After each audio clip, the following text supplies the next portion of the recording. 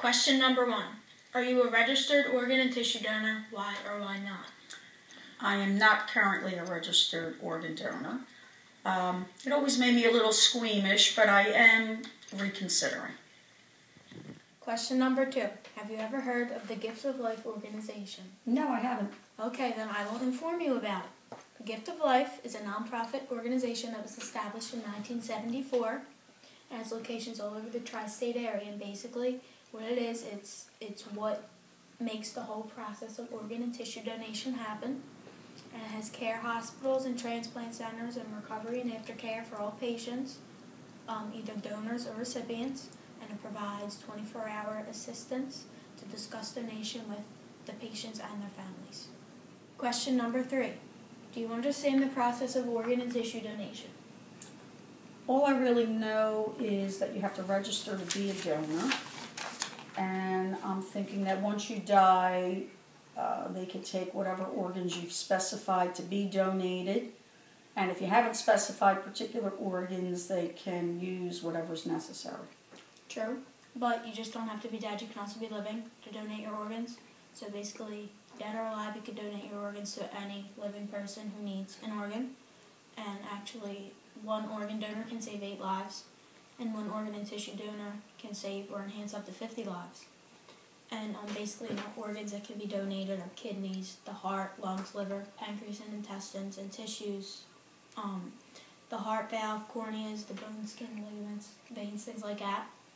And the donators, the recipients, and their families, they're provided around-the-clock help and assistance in any way, shape, or form possible during the whole entire process. Question 4. Do you know anyone who has given or received an organ? No. So I take it that you don't know any personal stories about anybody who's given or received an organ? Not really. Okay, so I didn't either. So we were visited by guest speakers who either gave organs, received organs, or families of either. And basically just personal stories, like one woman, she had lost her son, and her son went on to save a lot of lives. And basically she got in touch with almost all of her son's recipients. And basically when I went through this process, one of the main questions that I had was whether or not it brings families comfort to know that their loved one went on to save somebody's life. So it did in this case, so that informed me. And then basically another man, he had received a litter, and basically it was really hard. He gained about 60 pounds of fluid, and he lost his ability to do a lot of things. But then he said that as soon as he was done, he gained everything back, and that it really changed his life. Question 5. What is the real reason that stopped you from becoming an organ and tissue donor?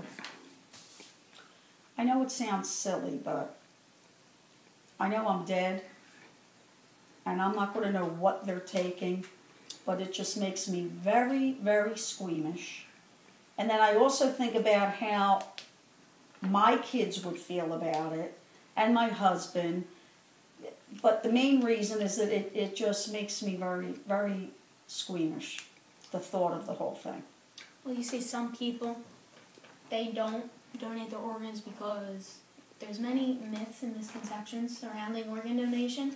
So like people like you, like some tend to think that like if they're in an accident and they're going to die and they're an organ donor, then nobody will try to save them. Or that if they have a medical illness, that their organs can't be used for anything. Or that if they're too old, that they're worn out and they can't help. Or their religion, which actually all religions do approve of organ donation, so that's not a problem. And that some people also think that their body would be disfigured, like you said, and that like their family won't be able to hold an open casket because they couldn't look at them and whatnot. And also some people are a little cautious because they feel like rich people or famous people, if they need something, that they might end up on the top of the list. But actually the list is designed by urgency and amount of time on waiting list, so like your status doesn't affect anything. And also another one is that they feel like the recipient will know who they are if they donate, which actually would have to sign consent forms to do so. So all those myths and misconceptions are untrue. Question 6. After everything that I've said, have I in any way, shape, or form changed your mind or persuaded you to do otherwise?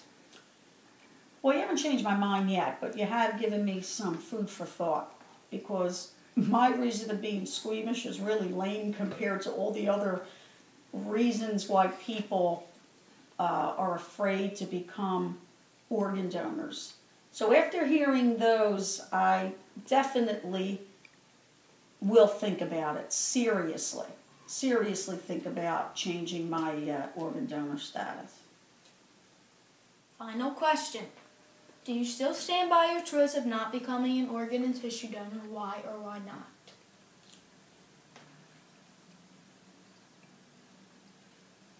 I have to seriously think about it. I think all of the information that you've given me about how many lives can be saved by just one person donating their organs, that I could have an impact on someone or a family.